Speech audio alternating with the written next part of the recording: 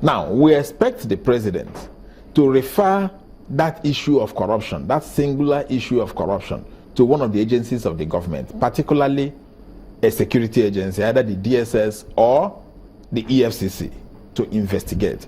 And the president should forward the report, the raw report of the investigation, to the Senate, for the Senate to look at it and say, okay, maybe the petition given to us was not in good faith or was not properly investigated, before Senate can now say, oh, we made a mistake.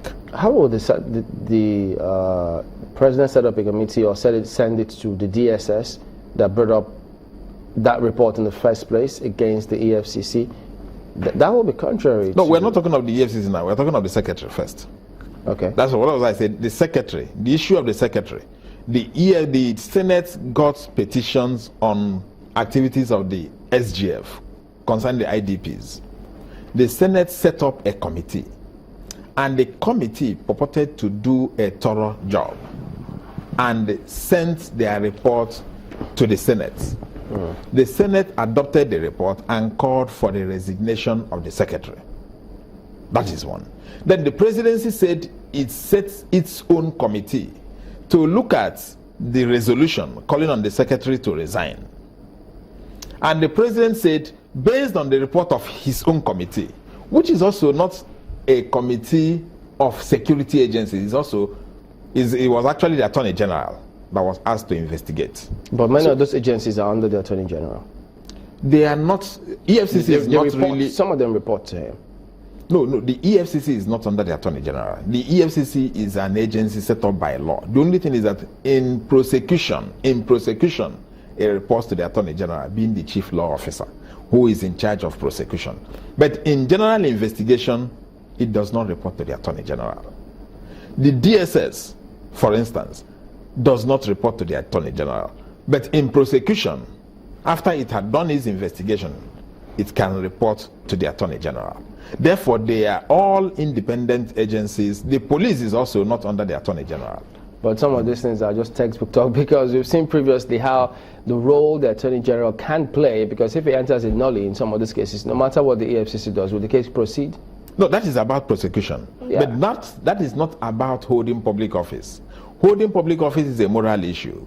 Nobody is saying that the secretary has been convicted. If he's convicted, whatever report you have, he cannot hold office. We'll see if we can get, because I mean, the SGF, I think he granted an interview to my colleague Being Ashir, and some of the stance or some of what he said about the Senate did also appear that they're digging their heels in as well, and that they may not necessarily give in to what the Senate has said, which means one just waits to see what will be the decision at the end of the day. But we'll see if we can bring that to you in just a moment. Do join us again.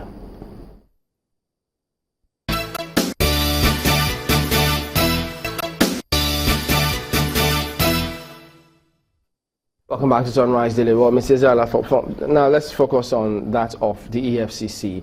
The Senate, they say, the spokesperson now, yes, they received the communication from the president about the Senate, and now it will go through the process. But we've seen how the press has reported copiously too. In fact, Daily Times was talking about today when the president said, why I need Magu. He went on and did all that listing. But when the Senate does consider, or if it goes through the normal process, what do you see happening? First is, I am not happy with the coordination of activities within the presidency. To start with, before the president nominates any person for confirmation, he should send for security reports of that person. Therefore, sending Magu for confirmation required the president to ask for security report from the DSS or from any other agency of the government. That is one. Second, if the DSS had reports against Magu, they ought to have sent it to the president immediately he wanted him. In fact, immediately he was even made the acting chairman. Let me jump in there, pardon me, and I hope you keep your train of thought. Now, yes. On the first part, where you say the security report from the DSS the president should have asked for it before even appointing Mr. Magu in an acting capacity. Yes. Is there anything to suggest that the president did not have a security report on him before nominating him? You know, these things are based on assumptions, because if the president had this security report on him, the president ought to forward that security report with his comments, whether he believed the security report or whether he had alternative security report, to the Senate. Because while submitting names, you should submit every information that the Senate will require to do a thorough job. Now, what we heard from the Senate was that the DSS wrote a report indicting Magu to them directly. 2 reports? A report indicting 2 reports, but there is a report from the DSS indicting Magu to them. And you look at it and say, how come? How come that report was not sent to the presidency? Because the report ordinarily should have been sent to the presidency. And if the presidency had problems with that report, it should call for another agency to do re-investigation. For instance, it could call on the NSA to do another investigation. Based on the report of the NSA, the president will now say, okay, I chose to discountenance the report of the DSS. I believe the report of the NSA.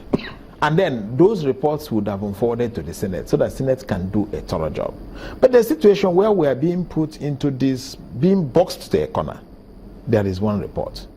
And the next thing we had is Senate said we cannot confirm based on this report. Do you think the presidency saw that report that the Senate relied on to reject the EFCC acting chairman? The Senate sent both the reports, attached the report to their resolution not to continue with confirmation of Magu.